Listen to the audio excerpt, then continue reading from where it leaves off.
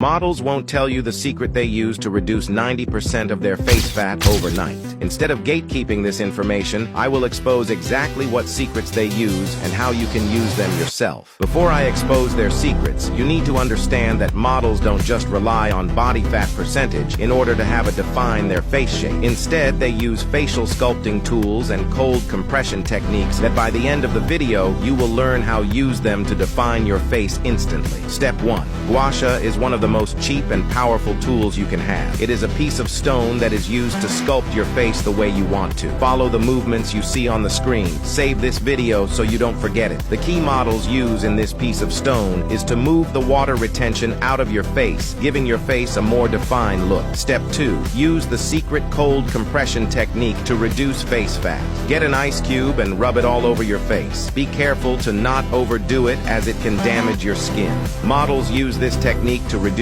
inflammation on the skin, giving you a better jawline and skin. Follow me if you are serious about looking your best. Now that you have unlocked the biggest secret models hide from you on how to reduce face fat, you can try it yourself and get shocked by the results.